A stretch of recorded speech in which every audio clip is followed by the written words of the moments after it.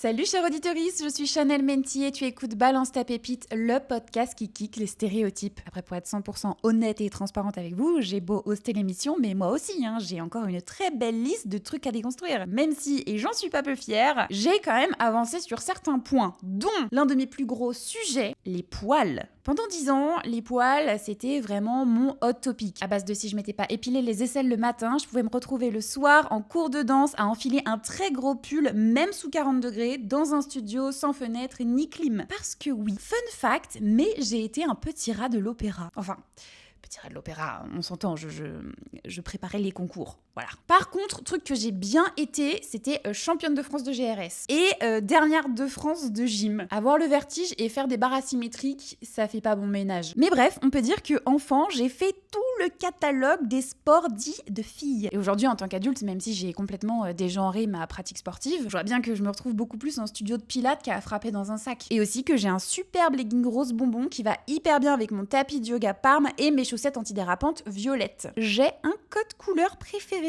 Devinez lequel? Alors si vous êtes en train de vous dire actuellement que cette meuf qui est en train de hoster un podcast féministe est finalement qu'un fucking produit certifié par le patriarcat, peut-être oui. Ou pas. En fait, je sais pas. Est-ce que j'aime le pilates parce que c'est un sport qui muscle où il faut pour pouvoir rentrer dans ces fameux canons de beauté, ou juste parce que, en fait, physiologiquement parlant, ça permet d'avoir un bon maintien. Et mon fameux legging rose, est-ce que je le mets pour cocher les cases du girly, ou juste parce que, je suis nostalgique de Hannah Montana sur Disney Channel? En fait, le sport, c'est vraiment le médium parfait pour parler de stéréotypes et de paradoxes. C'est quand même un truc qui a été créé pour et par les hommes, et où chaque percée féministe est carrément un exploit historique. Je vais vous citer 2-3 dates, parce que vous savez très bien que dès qu'il n'y a pas de stats, je suis en panique. 1900, c'est l'année où les femmes ont eu le droit de participer aux Jeux Olympiques. Mais attention, uniquement pour le tennis et le golf. 1971, c'est l'année où la Fédération française de football a autorisé le football féminin. J'essaie d'être neutre dans le ton de ma voix pour vous annoncer toutes ces dates, mais pas facile. 1980, première Coupe du Monde féminine de rugby. 2011, les femmes sont autorisées à boxer sans jupe en compétition. Bref, le sport, c'est notre société en pire. Un espace où tout est à créer. Que vous décidiez de voir le verre à moitié plein ou à moitié vide, c'est vous qui choisissez. Parce que moi, j'y arrive pas. Parce que perso, à chaque fois que je regarde ma pratique sportive, j'ai à la fois l'impression que ça me rend plus forte et à la fois l'impression de cocher les cases du patriarcat. Et pour tenter de démêler un peu tout ça, j'ai fait appel à une coach dont j'adore le travail, Laura. Bonjour Laura. Bonjour. Tu es donc coach de pilates. Enfin, en tout cas, c'est comme ça que je t'ai rencontrée à la base, en visio pendant le Covid. Exactement. Et là, tu as évolué vers d'autres types de sports à plus haute intensité. Exactement. Disons, avec le aéros, le bootcamp. Exactement, cross-training, etc. Je suis très très contente que tu aies accepté de venir sur le podcast. J'ai hâte d'avoir ton expérience et ton expertise sur la question du sport. Donc c'est parti pour décortiquer un paradoxe assez fou. Comment le sport peut être aussi sexiste et féministe en même temps. Pour démarrer un petit peu, j'aimerais savoir quel a été ton parcours. Comment t'es devenue coach de sport? Alors, mon parcours, il est assez atypique, on va dire, parce que moi, j'ai pas fait de sport jusqu'à très tardivement. Okay. C'est-à-dire que j'ai commencé le sport à 21-22 ans. Ah, même en loisir, disons, En fait, quand j'étais plus jeune, on m'a décelé une scoliose quand j'avais 7 ans. Ouais.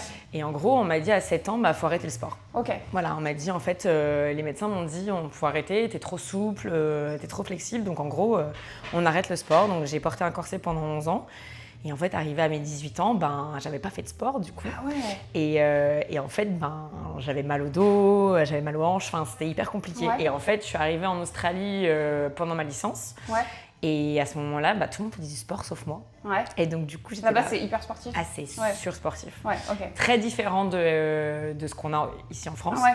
Mais du coup, je suis arrivée, j'étais mais en fait, je fais pas de sport. Et en fait, j'ai commencé à travailler pour Nike. Et les deux fil en aiguille, Mais en gros, dans aucun rapport avec... Quand tu bossais pour Nike, c'était sur un autre sujet ou... C'était en retail, c'était pour payer mes études. Ah oui, ok, donc oui. Pas du tout, non, aucun rapport. Ouais. Mais bon, tu travailles chez Nike, Oui. il faut quand même T'as envie de que faire globalement, ouais. t'aies un petit peu d'appétence pour le sport. Ouais. Et j'en faisais pas du tout. Ouais. Et en fait, à ce moment-là, j'ai commencé à m'y mettre parce que toutes mes copines faisaient du sport qui était Ouais. sur place. Et de là, j'ai démarré les cours collectifs, donc ce qu'on peut connaître de Les Mills, etc., les body combats, les body attack, les cours collectifs Ah ouais, d'accord, salle ok. de sport. Okay. Et ensuite, suite à ça, donc j'ai continué avec du pilates. Ouais. C'est là où je me suis rendu compte que ça faisait une vraie différence par rapport à mon dos, ma posture, etc. Ouais, Tout ce que j'avais oui. perdu pendant toutes ces années. Évidemment. Et que je retrouvais ce côté vraiment plutôt postural, puis même tenue, etc. Et ensuite, j'ai dévié encore un peu plus vers la musculation, qui m'a vachement aidée aussi, et le cross-training plus récemment, on va dire, il y a petite dizaine d'années. Ok. Voilà, et donc ça grandit au fur et à mesure. Donc et tu là, faisais déjà du bootcamp et tout avant de devenir prof de pilates? ouais, Ok. En fait ça a commencé par ça, Ok. mais c'était très généraliste, c'est-à-dire que c'est des cours collectifs, donc tu sais pas exactement comment te placer. Ouais. La musculation, elle fait partie intégrante du cours collectif, Ouais. mais en soi, comme on est 50 à faire le cours, bon, est-ce que vraiment ça s'appelle de la musculation? Certainement, mais voilà, un peu déguisé, on va dire. Ouais. Voilà, et puis petit à petit, voilà, c'est un peu tout ça qui s'est démêlé, et maintenant je suis un peu plus sur le cross-training, le pilates toujours évidemment la base, Ouais.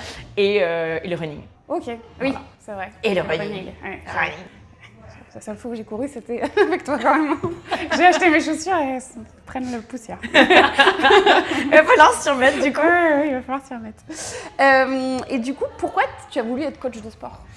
En fait, je me suis rendu compte qu'il y avait, alors spécifiquement en France, Ouais. un besoin de prendre soin de soi. Ok. C'est-à-dire que je trouvais que le sport n'était pas du tout quelque chose d'inhérent aux gens, c'est-à-dire que ça faisait pas du tout partie de leur quotidien. Et en fait, quand je suis rentrée d'Australie, je me suis dit, mais en fait, c'est hyper bizarre. Enfin, personne ne fait du sport ici et personne ne voit l'intérêt de faire du sport. À l'époque, je travaillais dans le marketing, je faisais quelque chose qui était certes très intéressant, mais qui n'aidait pas forcément les gens. Ouais. Et je me suis dit, j'ai vraiment envie d'apporter un truc aux gens. Ouais. Voilà. Et il s'avère que j'aime beaucoup les gens. Ouais. Pour une raison inconnue, mais vraiment, j'aime les gens. C'est très bizarre de dire ça, mais c'est Non, vrai. mais non. Et en fait, je me suis dit, je vais essayer d'apporter un petit truc. Et en Ok. fait, j'ai démarré un peu au hasard parce qu'en fait, je suis rentrée, à l'époque, j'habitais en Angleterre. Ok. Je suis rentrée en France et bam, pendant le Covid, puisque je suis rentrée en janvier 2020. Ah. Je me suis dit, bon, j'ai ma formation de pilates, je vais commencer à donner des cours à des copines. Et en fait, au final, je me suis dit, j'adore enseigner, j'adore apporter des trucs à mes copines me trouvent sympa Ouais. et trouvent que c'est intéressant. Ouais. Donc j'ai commencé à donner des cours en extérieur pendant le déconfinement, au moment où on avait le droit de sortir, etc. Ok. Et après, j'ai commencé un peu à créer cette communauté-là. Et dès qu'il y a eu le déconfinement, j'ai eu pas mal de chance parce que j'avais un coach du coup, avec lequel je travaille aujourd'hui Ouais. qui partait de certaines salles. Et en fait, du coup, j'ai récupéré tous ces créneaux. Ok.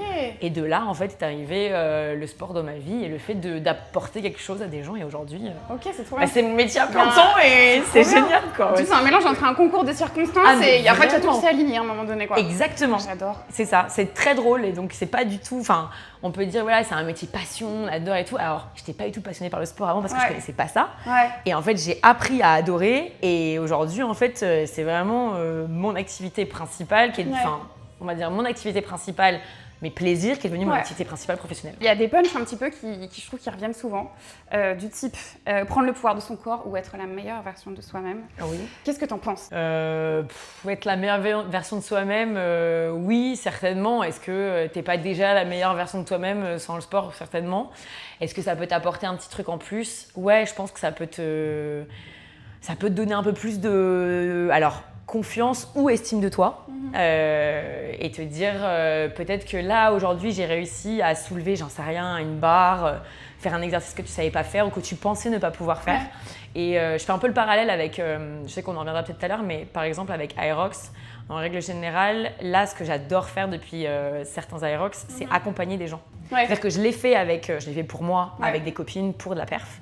Et là, en fait, j'accompagne aussi des copines ou des élèves Ok. avec qui je vais le faire. Et je trouve que ça, leur montrer qu'ils sont capables de le faire parce qu'ils sont là, c'est impossible. Là, j'ai une cliente qui a 45 qui va le faire avec moi bientôt. Ok. Et, À Paris, alors, normalement à en Paris, octobre, mais sinon, on le fera à Bordeaux. Ok. Mais ouais, et du coup, en fait, je lui dis, mais tu es largement capable de faire ça. Et elle me dit non. Et pareil, j'ai une copine qui est plus jeune que moi et qui m'a dit, mais je pense pas que je puisse le faire. Et on a fait Paris l'année dernière.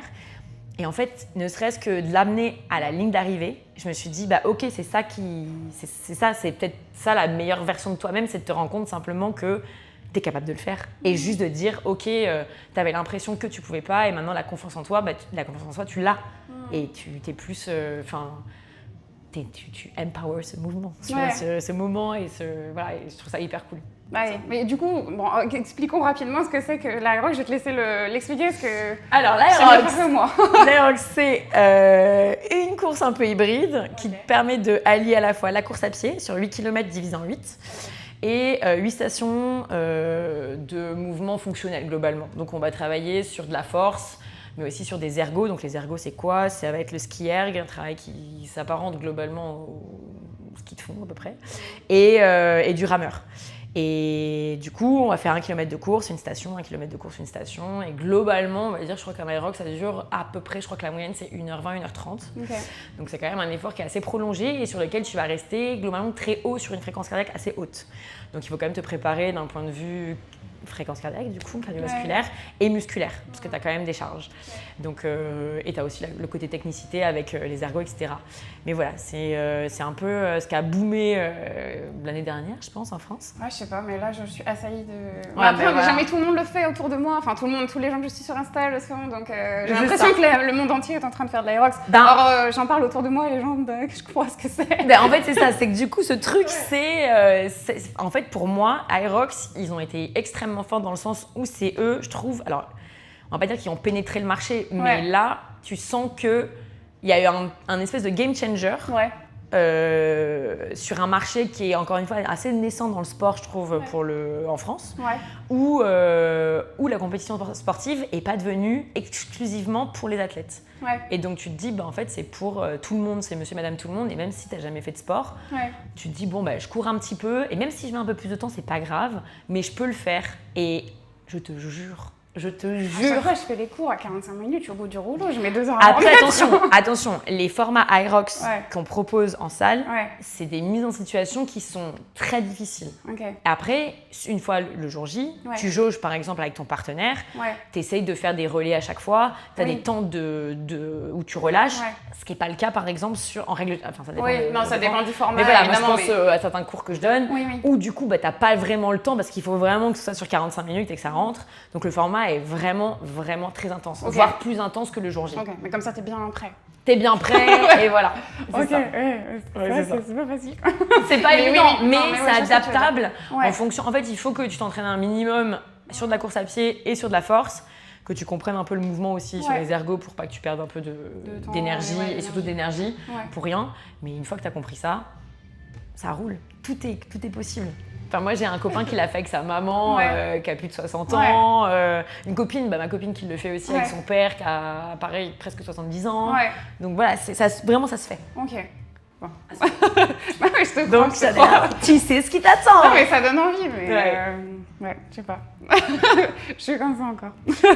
Et pour revenir un petit peu plus du coup à la question initiale, du fait que le sport, ça peut être à la fois sexiste, à la fois féministe, je prends un exemple un peu personnel. Je me suis posé la question, est-ce que si il n'y avait pas l'injonction à la taille 36 qui existait dans notre société, je ferais du sport? Oui, je ferais du sport. J'en suis sûre que je ferais du sport. Mais je me suis vraiment posé la question. C'est une très très bonne question. Et je me dis que je le ferais. Mais par contre, je ne peux pas le décorréler actuellement de mon envie d'être plus mince. Et il y a toujours ce truc de oui, je vais faire du HIIT parce que du coup, je vais m'autoriser à manger plus, à manger moins. Ok. Mais je sais, je suis sûre et certaine que je ferais du sport si ça n'existait pas. Ma relation au sport est floue du coup, c'est pour ça que j'ai toutes ces questions qui me viennent. Et du coup, j'aimerais savoir ton avis sur est-ce que tu penses qu'on peut vraiment faire du sport juste pour le plaisir? Moi, je pense que oui. Ouais. Je pense qu'on devrait en réalité. Ouais. Maintenant, je vais être assez honnête.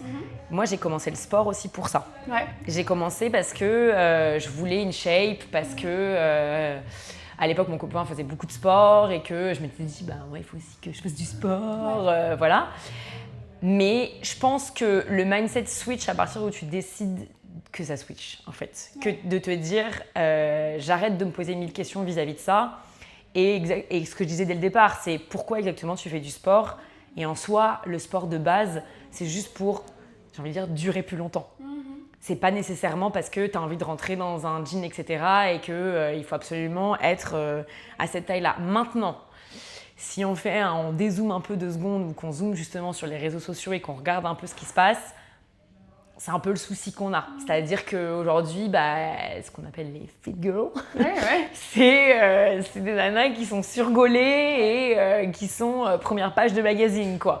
Mais voilà, est-ce qu'on a envie de ça? Est-ce qu'on a envie est-ce que déjà, c'est notre métier? Non, je pense pas que ce soit le métier de tout le monde et c'est certainement leur métier à elles.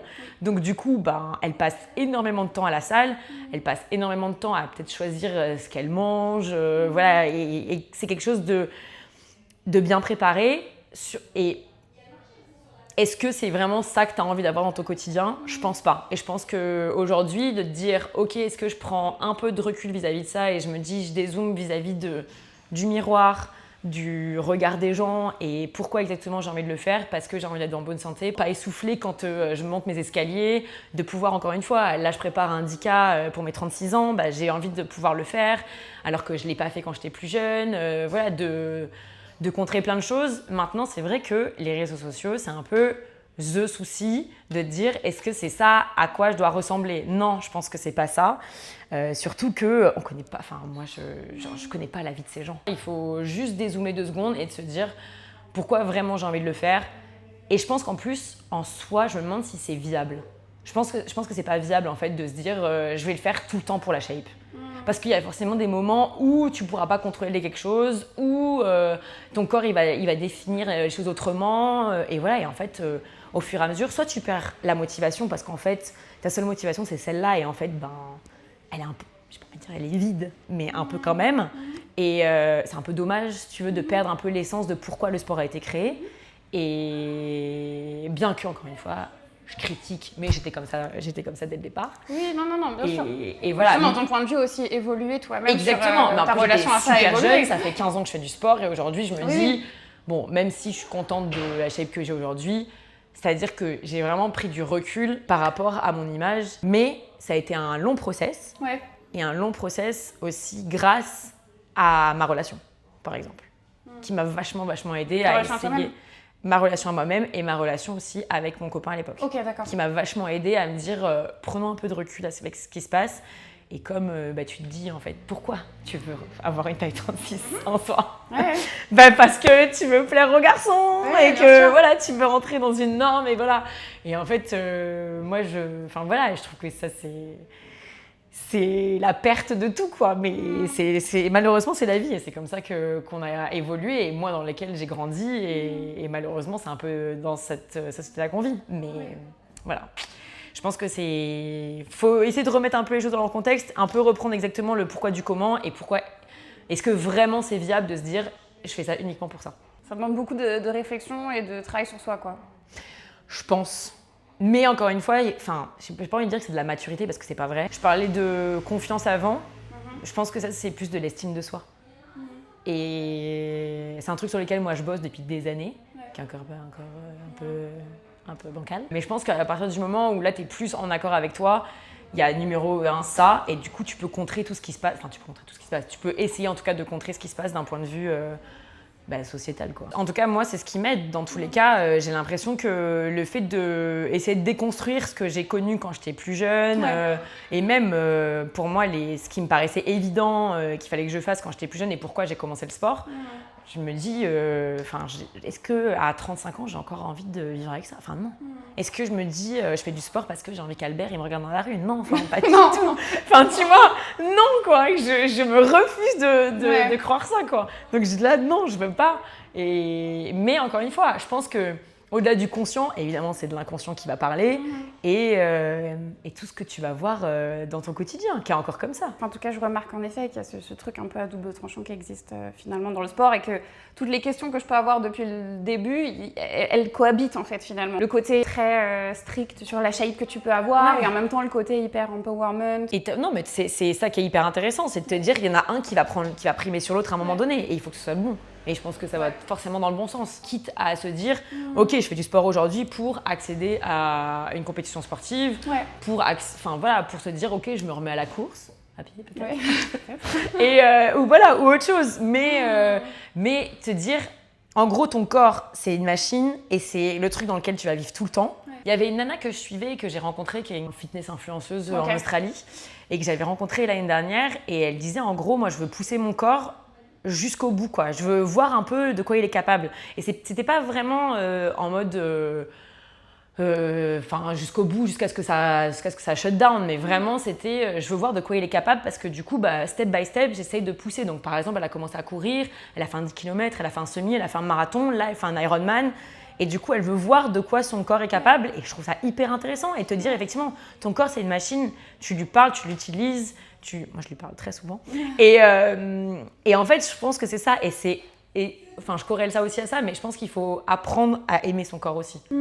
Et être OK avec ce que c'est. Et ce que ça veut dire. Ça veut dire, c'est pas forcément, encore une fois, avoir la shape de tes rêves. Mais qui a la shape de ses rêves? Personne. Et même celle que tu penses que tu dis, elle est super, elle est trop belle, elle a une super shape et tout. Elle doit se dire, ouais, mais moi, j'ai pas assez de ci, ça, ou trop de ci, ça. Et voilà. Mais tu t'en sors pas. Tout cet objectif, disons, de corps qui est quand même assez normé. Il y a tout un côté un peu sport de meuf que je catégorise comme ça, même si des garçons peuvent le faire, c'est pas ça. Mais en tout cas, ce que la société, c'est les premiers sports qui ont été acceptés pour les femmes. C'était la gym, la natation synchronisée et le patin à la glace, quoi. Enfin, toi, du coup, tu as commencé avec le pilates, qui gravite quand même dans ces sports-là, disons, sport de meuf. Tu vas donc de plus en plus vers des sports à haute intensité, qui sont peut-être du coup reliés plus au sport de garçons, disons. Je l'ai jamais vu comme ça, tout simplement parce que comme j'ai commencé en Australie. Ouais. En Australie, c'est vraiment hyper mixte. Ok. C'est-à-dire que le pilates, il y a plein de mecs qui en font. Le yoga, il y en a plein de mecs qui en font. Alors, c'est majoritairement des meufs, mais... Oui, mais il y en a... À Paris, il n'y en a pas tant en studio. C'est pour ça que je pense que quand déjà on définit par pays ou par culture, c'est très différent. J'étais encore la semaine dernière à New York, par exemple, et on a fait un cours de yoga, de hot yoga avec des copines. Et il y avait mais vraiment tous les profils, quoi. Vraiment, mais un truc que tu verras jamais en France. C'est-à-dire qu'il y avait des mecs qui avaient 50 ans, qui étaient plutôt bien en shape, quoi, pas du tout sportifs. Et on se disait, mais trop stylé, vraiment hyper cool que ce soit aussi varié, quoi. Mais du coup, moi, j'ai pas du tout eu ce truc-là de sport de mec et sport de nana. Et qui plus est, donc au moment où j'ai commencé le pilates, et que je faisais des cours collectifs, je faisais un peu de salle aussi en Australie. Et pareil, en fait, la salle de musculation qui est censée être quelque chose plutôt masculin, alors dans laquelle je ne me sentais pas du tout légitime dès le départ, évidemment. Parce que tu n'avais pas les compétences, parce que je connaissais rien et parce au-delà que des même, suffis, t'arrives... Ah non, je connaissais pas grand-chose, mais j'avais un programme fait par mon copain à l'époque. Et je suis arrivée et je me suis dit, mais qu'est-ce que je fous là, quoi. Enfin, il n'y a que des mecs et tout. Et encore plus quand j'ai continué en France, sur les plateaux de musculation, dans les salles, il y avait zéro meuf. Ce genre de truc, zéro meuf. C'était vraiment... et donc, tu arrives et tu t'imposes. Et tu es là, en fait, moi, je sais ce que je fais et tout, mais... Enfin, on te regarde un peu bizarre, quoi. Mais dans les pays vraiment anglo-saxons, c'est pas du tout le cas. Donc, en fait, on t'accueille vachement plus facilement. Et à l'inverse, là, pareil, j'accompagne des copines aussi qui démarrent la musculation en salle et qui me disent, en gros, elles sont trop mal parlées par des mecs, elles arrivent sur les plateaux. Comment ? Voilà. En mode bouge. Enfin, là, on m'a dit ça encore lundi. Et là, du coup, c'était sur Paris, c'est ça ? Et là, c'est sur Paris. Après... Encore une fois, est-ce que c'est une histoire culturelle ou plutôt on dit c'est une histoire vraiment mec-meuf, je sais pas trop. Mais je pense que... en tout cas, moi, j'ai pas eu ça par rapport à ça. Et c'est pour ça que j'ai un peu évolué au travers des différents, on va dire, modèles que j'ai eus. Donc au début, j'avais plutôt un modèle où j'avais besoin de faire du pilates parce que je trouvais que ça m'aidait vachement. Donc voilà. Ensuite, le cross-training, c'est arrivé parce que j'avais ma coach qui en faisait beaucoup, mais voilà, en fait, moi j'ai toujours voulu avoir des coachs femmes. Aujourd'hui, un coach homme, j'ai changé. Mais du coup, pendant des années, je voulais pas de coach mec. Je sais même pas pourquoi. Tu sais pas pourquoi. Je m'étais dit si j'avais des galères et que je veux raconter des trucs de meuf. Je sais pas, j'ai mes règles, je fais une DEP, je suis pas bien ou autre. Je me sentirais beaucoup plus à l'aise avec une femme qu'avec un mec. Et qui plus est, je voulais pas, hyper débile peut-être, mais je voulais pas ce rapport. J'avais peur d'avoir ce espèce de rapport débile, parce que c'est pas du tout le cas aujourd'hui avec mon coach, mais cette espèce de rapport où il y a une espèce de rapport de séduction avec où j'ai envie de plaire à cette personne et c'était pas du tout ce que je voulais. Je voulais pas que ce soit tendancieux ou qu'il y ait un truc bizarre parce que tu peux créer parce que en plus là qui plus est aujourd'hui rien à voir mais on fait beaucoup de trucs en ligne donc rien à voir mais à l'époque c'était que du one-to-one et je sais que tu peux créer un peu plus de liens avec la personne avec qui t'es. Parce que... Voilà, et en fait comme je voulais aucune ambiguïté avec ça je me suis dit bon au moins je prends une nana et voilà comme ça c'est beaucoup plus simple comme ça je suis sûre qu'il n'y a pas de truc bizarre. Et voilà bon et voilà et en fait du coup cette nana là m'a amenée au cross-training. De là où j'ai passé mon BPGEPS, donc du coup pour élargir un peu mes compétences en qualité sportive et je suis devenue du coup personal trainer au global Et en fait, moi, j'ai pas eu trop ce problème-là. Et comme je me suis assez imposée, même dans les salles de sport, parce que je savais ce que je faisais, et ben justement, cette confiance, encore une fois, pas forcément cette estime, mais cette confiance que je sais faire, donc par l'action, ça m'a pas trop dérangée. Et du coup, j'arrive à faire des sports. Tu avais bien forcément conscience d'un clivage de quelque chose, puisque tu es arrivée en me disant il faut que je m'impose, quoi, quand même. Ouais. T'es pas arrivée en mode je soulève mes trucs et basta, quoi. T'es toute seule. Ouais. T'arrives sur un peu de t'arrives naïve. T'es solo, donc t'es là. Alors, et t'as tous les mecs qui sont bien baraqués et tout, et là t'es là. Alors, ça demande pas mal de confiance en soi, du coup, est-ce que je peux prendre la barre? Voilà. Je trouve qu'aussi ça a du sens dans le sens où tu peux te dire bah ok, je prends confiance parce que je sais que je sais faire et j'ai envie de faire. Et donc, du coup, je continue et je m'impose là où je suis parce que j'ai ma place et qu'il n'y a pas de raison que la muscu, même si dès le départ, c'est censé être un truc hyper masculin, je suis hyper légitime de le faire et voilà. Je resterai toujours vraiment attachée avec le fait qu'on ne démérite pas par rapport aux mecs. On a les mêmes capacités que les mecs et je veux que ce soit là, quoi. Et je veux pas avoir peur. Ouais. J'ai pas envie d'avoir peur aujourd'hui de me dire je me confronte au regard masculin en salle de sport, pas du tout. Il y a un autre sujet aussi que je voulais aborder avec toi, c'est des outfits des athlètes. Je pense que tout le monde s'en doute. Les athlètes femmes ont toujours été des pas de retard avec les athlètes hommes. L'exemple qui me parle le plus, c'est les premières joueuses de football du XVIIIe siècle qui devaient être couvertes de la tête aux pieds avec des grandes robes, elles avaient l'obligation de se couvrir la tête. Quand tu vois qu'aujourd'hui, elles ont des t-shirts qui sont beaucoup plus ajustés, des shorts beaucoup plus courts que... alors c'est pas non plus le beach volley, hein. Ouais, mais... Je savais pas que tu parles du beach volley. Alors non, le beach volley, c'est encore un autre exemple, mais en effet, il y a des poids de mesure entre, mais qui est plus court, le hijab qui n'est pas autorisé, etc. Et du coup, je voulais connaître ton rapport un peu aux vêtements sportifs en règle générale. Pour moi, par exemple, pour ma pratique sportive à moi, je m'en fous. Ouais. Moi, je veux juste être confort. Okay. Je veux juste être à l'aise dans ce que je porte, quoi. Ouais. Donc, c'est-à-dire que si ça gêne pas, ça m'est complètement égal. Donc en règle générale, j'ai un peu abandonné depuis pas longtemps les leggings parce que du coup, j'ai envie d'être à l'aise, donc je suis souvent en short. Ok, mais tu trouves que t'es pas très à l'aise en leggings? Je suis pas à l'aise en leggings parce que comme on travaille sur à la fois du conditioning et du renfort, sauf si je vais travailler avec une barre et que je préfère couvrir mes jambes, mais globalement, mais dans l'idée, c'est plus trop le cas. Okay. Du coup, je travaille beaucoup en short et j'ai absolument aucun souci avec ça, quoi. C'est-à-dire que je me dis, bon, voilà, il faut que moi je me sente à l'aise dans mon corps par rapport à ce que je porte et c'est ok. Maintenant, petit astérisque, je suis quand même consciente que ça peut être gênant. De temps en temps, je vais bien me dire, je vais pas porter tel ou tel vêtement parce que... C'était déjà arrivé? Ouais, parce que du coup, tu t'anticipes et tu te dis, j'ai pas envie qu'on me fasse chier, j'ai pas envie qu'on fasse des réflexions, j'ai pas... Enfin voilà, comme je te disais, aujourd'hui je suis arrivée comme ça, tu vois, tu fais des réflexions parce que j'ai un short long et une brassière, ben tu te dis, si j'ai un short court et une brassière, ben en fait, on va trop me faire chier, quoi. Et en fait, ça, c'est un peu relou. Maintenant, j'ai plus envie de dire, tu portes ce que tu as envie et parce que tu as envie de le porter, parce que tu te sens bien dedans, mais encore une fois, tu sais très bien que... c'est même pas une injonction, c'est ce que toi tu décides de gérer avec ton quotidien et tu sais très bien que si tu vas faire une séance de sport à la salle, au plateau, ben en fait ça va être relou. Ça va être relou et c'est encore comme ça aujourd'hui et tu sais que potentiellement on va te regarder et que potentiellement tu peux te sentir mal à l'aise. Maintenant, si tu es hyper à l'aise avec toi et avec ton corps et avec ce que tu portes, let's go, quoi. Est-ce que pour toi, genre, je vais pousser les curseurs au maximum, mais le petit legging rose, c'est plutôt symbole d'affirmation ou au contraire, c'est plutôt rentrer dans des codes? Moi, je pense pas qu'on rentre dans des codes. Tant que tu te sens bien, on y va. Si c'est du rose, c'est du bleu, c'est du noir, c'est du très court, c'est du pas court, tu fais bien ce que tu veux tant que tu te sens à l'aise avec toi-même et qu'il n'y a pas de souci par rapport à ça. Il y a aussi les histoires avec les hommes, mais aussi, malheureusement, les histoires entre femmes aussi. Et qui sont aussi... il y a la société, hein.